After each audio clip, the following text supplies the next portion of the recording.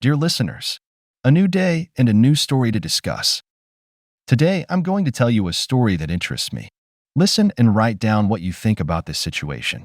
I'm interested in your opinions. As the first light of dawn crept through the blinds, painting streaks of gold across our bedroom, I, Thomas, found myself reflecting on the journey that had led me to this very moment. At 33, I was living a life that, just a year ago, would have seemed like an unreachable dream. My wife, Lily, 27, lay beside me, her chest rising and falling in a rhythm that spoke of peaceful slumber.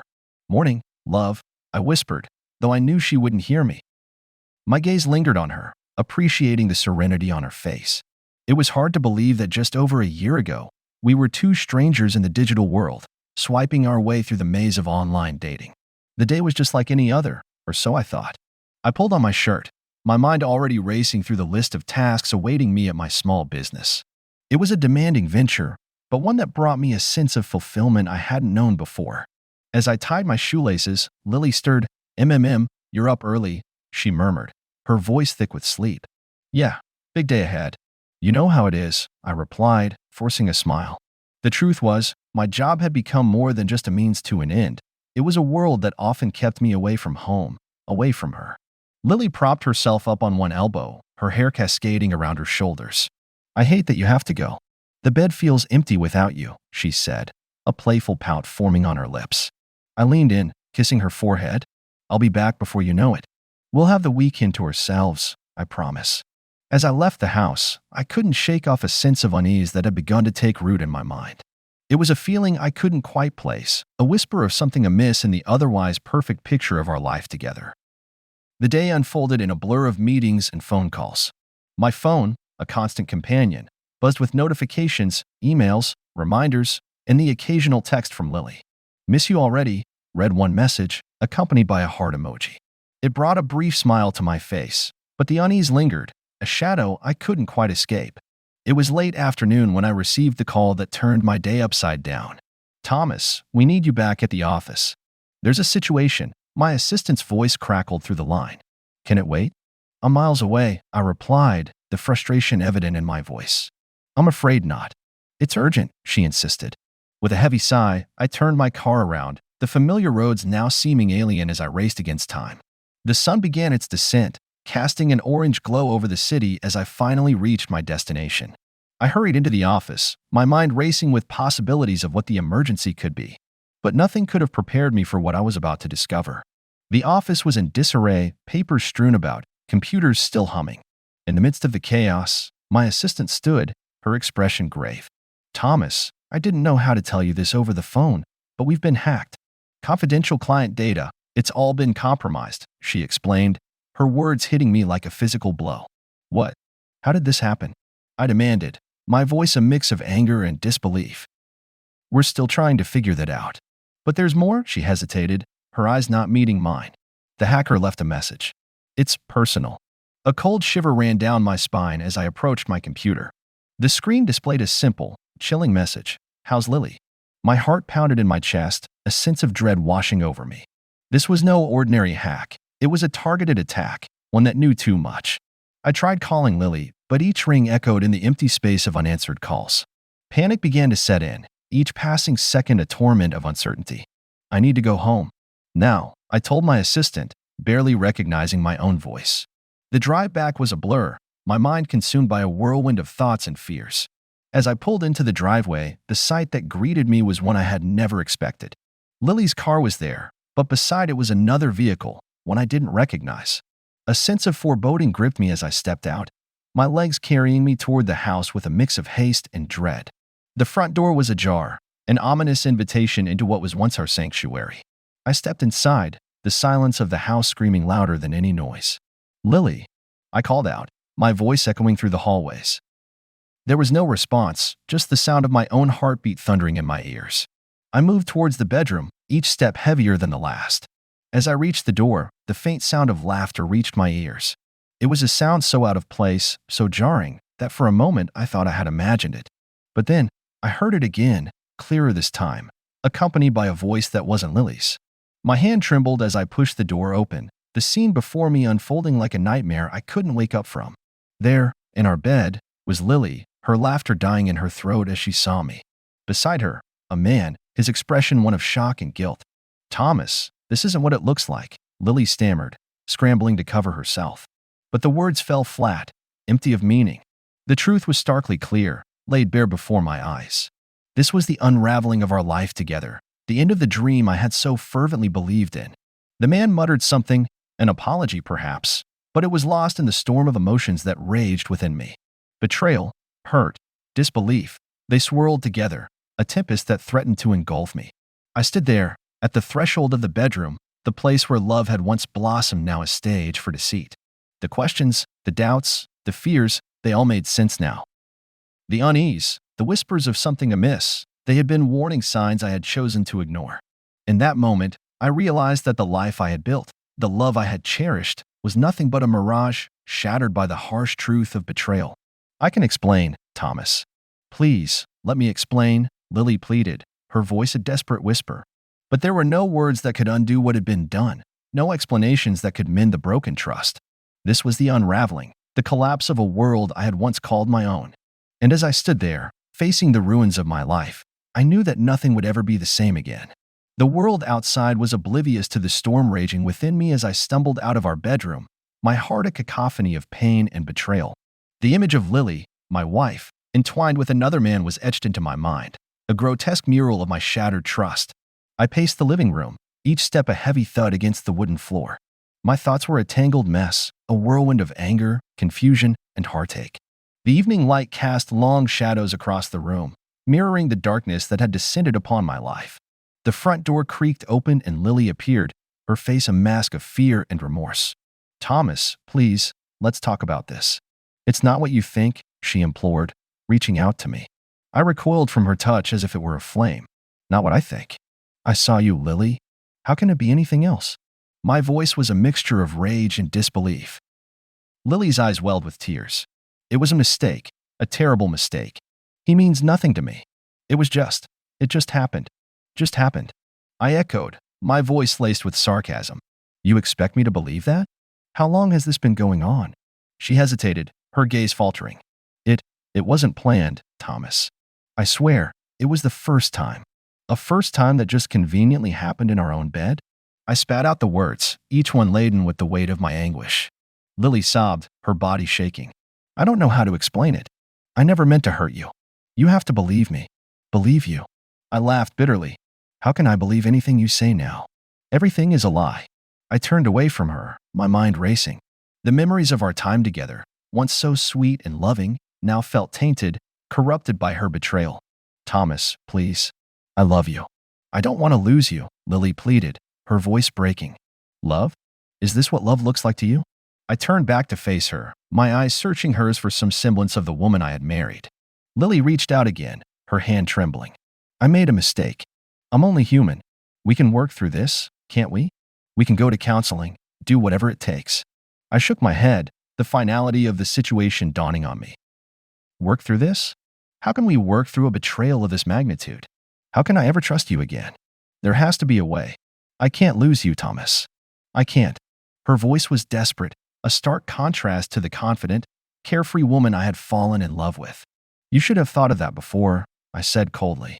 "You've destroyed everything, Lily. Everything we had, everything we were building together."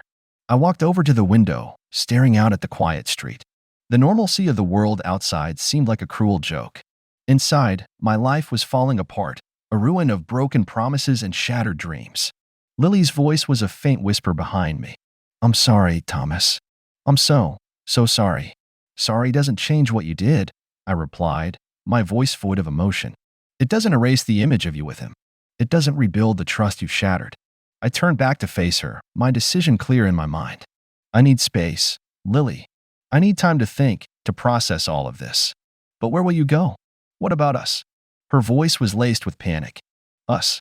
I laughed, a hollow, empty sound. "There is no us anymore, Lily. You saw to that." I grabbed my jacket and keys, heading towards the door. Lily's sobs followed me, a haunting soundtrack to the end of our life together. "Thomas, please," she called out one last time as I stepped out into the cool evening air. But I didn't look back. I couldn't. The man who had entered that house was gone, replaced by a stranger, a shell of his former self. And as I drove away, the streets blurred into a stream of lights and shadows, the night swallowing me whole. I was adrift, lost in a sea of betrayal and heartbreak, with no shore in sight. The night air was brisk against my skin as I drove aimlessly through the city. Streetlights flickered above, casting long shadows that danced across the dashboard. My mind was a battlefield, emotions clashing violently. I felt betrayed, yet somewhere deep inside, a part of me still clung to the memories of the love Lily and I shared. I found myself outside a familiar cafe, the one where Lily and I had celebrated our first anniversary. A cruel irony given the current state of our marriage. With no particular destination in mind, I decided to stop there, hoping the familiarity might offer some semblance of comfort. The cafe was dimly lit and nearly empty, save for a few late-night patrons lost in their own worlds. I chose a secluded corner, a spot where Lily and I had once laughed over shared desserts. The waiter, recognizing me, approached with a sympathetic look. "Evening, Thomas. The usual for you?" he asked, his voice carrying a note of concern. "Just coffee, black," I replied, my tone flat. As I waited, I replayed the day's events in my head, each memory a sharp stab of pain. I thought about the confrontation with Lily, her pleas, her tears. It all seemed surreal, like a scene from a tragic movie where I was the unwilling protagonist. The waiter returned with my coffee, placing it gently on the table. "Anything else, Thomas?" I shook my head, offering a weak smile of gratitude. The cafe's soft jazz music played in the background, a stark contrast to the turmoil within me. I sipped my coffee, its bitterness mirroring the taste of betrayal. My phone vibrated, breaking the silence. It was a message from Lily. "Thomas, we need to talk. Please come home. I'll explain everything." The words ignited a fire within me. I wanted answers, explanations, something to make sense of the chaos. I left the cafe, the sound of the door chime echoing behind me. Driving back home, my hands gripped the steering wheel tightly, knuckles white. The streets seemed darker, lonelier. When I arrived, the house was in silence, a stark reminder of the void Lily's actions had created. I opened the door, half expecting to find Lily waiting for me. Instead, the living room was empty, the only sound the ticking of the clock on the wall. "Lily," I called out, my voice echoing through the halls. "In here, Thomas," came her reply from the kitchen. I found her sitting at the table, a pot of coffee and 2 cups in front of her. She looked up, her eyes red from crying. "Thomas, please, sit. Let's talk," she implored, gesturing to the chair opposite her. I sat down, maintaining a distance that was more than just physical. "Talk then," I said, my voice cold. Lily took a deep breath, her hands trembling. "I know I've hurt you, and I'm sorry. More sorry than I can express. But you have to understand, it wasn't planned. It just happened. Just happened." I repeated, my anger rising. "How does something like this just happen, Lily?" She looked down, avoiding my gaze. "I was lonely, Thomas. You were always working, always away. I felt neglected, forgotten. So you turned to another man?" I asked, the words laced with bitterness. "It wasn't like that. I didn't mean for it to go this far," she said, her voice barely above a whisper. I slammed my hand on the table, frustration boiling over. "But it did, Lily. It did go that far. How can you sit there and justify your actions?" Tears streamed down her cheeks. "I'm not justifying it. I know I was wrong, but I don't want to lose you. I love you, Thomas." "Love?" I scoffed. "Is this what love looks like to you? Betrayal? Deceit?" Lily reached across the table, her hand shaking as she touched mine. "Please, Thomas. I know I've made a terrible mistake, but I want to make it right. I'll do anything." I pulled my hand away, the touch feeling like a burn. "How can we ever go back to the way things were? How can I ever trust you again?" She sobbed, her body racked with guilt and regret. "I don't know, but I'm willing to try, to do whatever it takes." I stood up, the chair scraping loudly against the floor. "I need time, Lily. Time to think, to decide what I want, what I can live with. Thomas, please." She began, but I cut her off. "No, Lily. This is something I need to do alone. I can't be here right now. Not with you." I turned and walked out of the kitchen, out of the house, leaving Lily behind in a pool of tears and shattered promises. The night air hit me like a wave, and as I drove away, the reality of our broken marriage weighed heavily on my heart. In that moment, driving through the dark streets, I knew that the road ahead would be long and uncertain. But it was a journey I had to take, for the sake of my own sanity and heart. The night had turned into a blur of neon lights and endless roads as I drove without direction, my mind a tumultuous sea of emotions. Each street I passed was a reminder of a memory shared with Lily, each one now tainted with the sting of her betrayal. Finally, I found myself at the docks, the salty sea air mixing with the cold night breeze. I parked and stepped out, the sound of the waves crashing against the shore somewhat soothing my frayed nerves. I walked along the pier, the wooden planks creaking under my weight.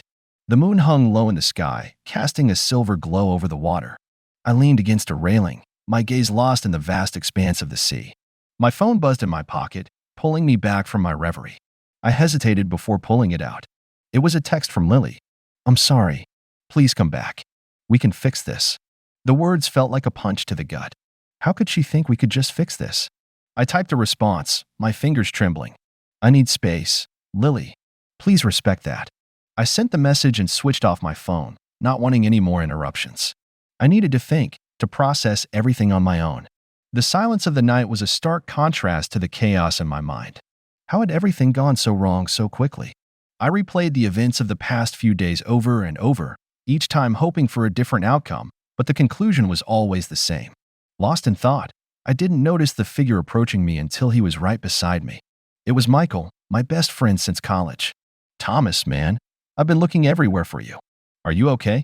he asked, his face etched with concern. I shrugged, not trusting my voice. Michael leaned against the railing beside me, giving me a moment. "I heard about what happened."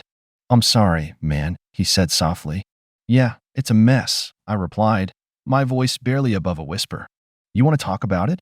he offered. I shook my head. "What's there to talk about? She cheated. It's over." Michael sighed. "It's never that simple. You know that. People make mistakes." "Mistakes." I turned to him, anger flaring up. "Sleeping with someone else in our bed is not a mistake, Mike. It's a choice. She made her choice." He didn't respond immediately, letting the silence hang between us. "What are you going to do now?" he finally asked. I looked out at the sea again, the dark waters reflecting the turmoil inside me. "I don't know. I need to figure things out. On my own." Michael nodded, understanding. "You know I'm here for you, right? Whatever you need." I gave him a weak smile. "Thanks, Mike. I appreciate it."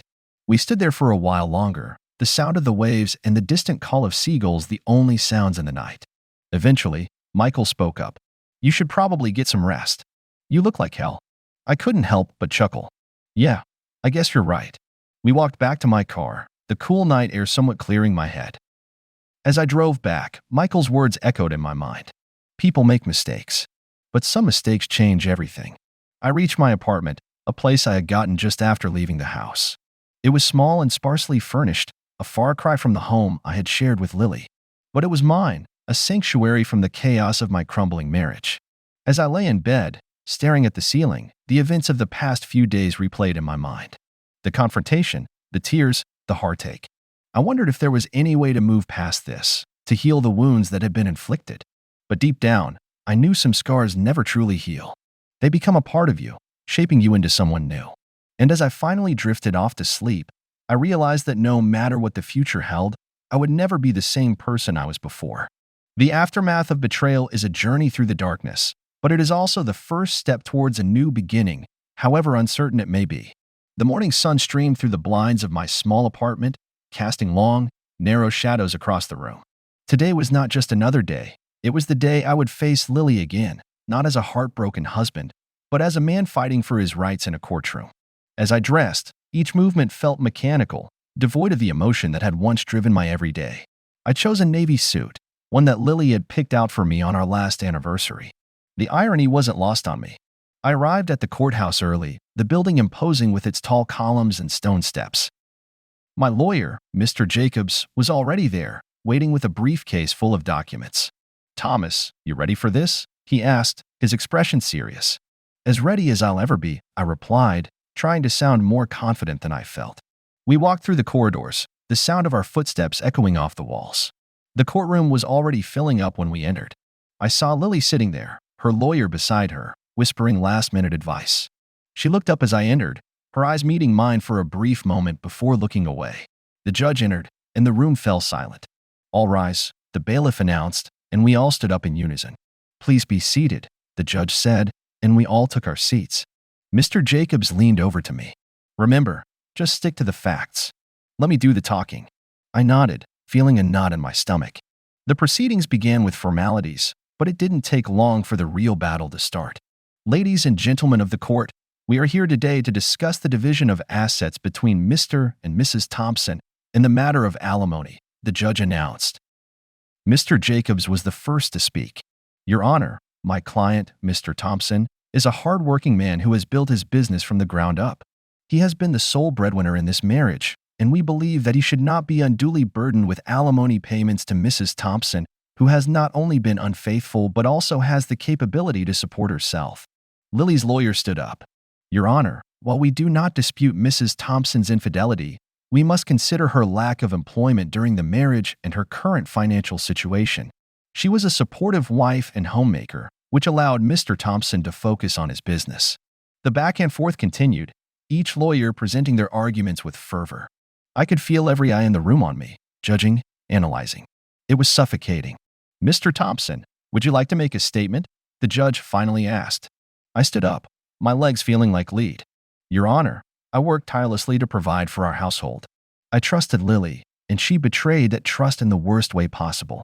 I don't believe I should be punished further by having to support her financially after what she did. Lily's eyes were on me, filled with a mixture of sadness and desperation. It was hard to believe that this was the same woman I had loved so deeply. The judge nodded, jotting down notes. Thank you, Mr. Thompson. You may be seated. The rest of the hearing was a blur. Arguments were made, documents were presented, and the past was dissected and analyzed. It felt like an open wound, exposed for all to see. Finally, the judge spoke. I will take everything that has been presented here today under advisement. A decision will be made in due course. Court is adjourned. We all stood up as the judge left the room. I felt drained, emotionally and physically. This was just the beginning of what promised to be a long and arduous legal battle. As I walked out of the courtroom, I could feel Lily's gaze on me, but I didn't look back. This was no longer about love or heartbreak. It was about justice, about fighting for what was right. The legal battle had begun, and I was ready to see it through to the end, no matter what it took. The morning sun was a stark contrast to the tumultuous storm that raged within me as I prepared for another day of uncertainty. The legal battle with Lily had become a constant presence in my life, an unwelcome shadow that followed me everywhere. I made my way to the small cafe where I had spent countless mornings pondering the chaos of my life. The familiar smell of coffee provided a small comfort in the sea of turmoil. Morning, Thomas. The usual, the barista, Jenna, asked with a knowing smile. Yeah, thanks, Jenna, I replied, trying to muster a smile. I chose a table in the corner, a solitary spot where I could lose myself in thought.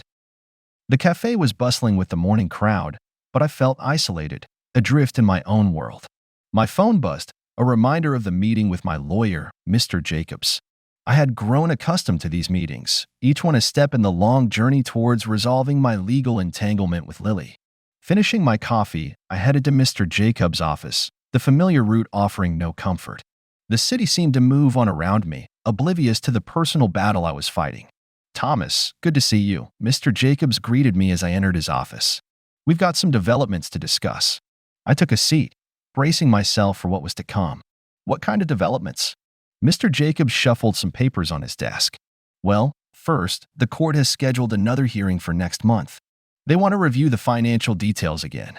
I sighed, the weight of the situation pressing down on me. What else? Also, Lily's lawyer has been pushing for mediation.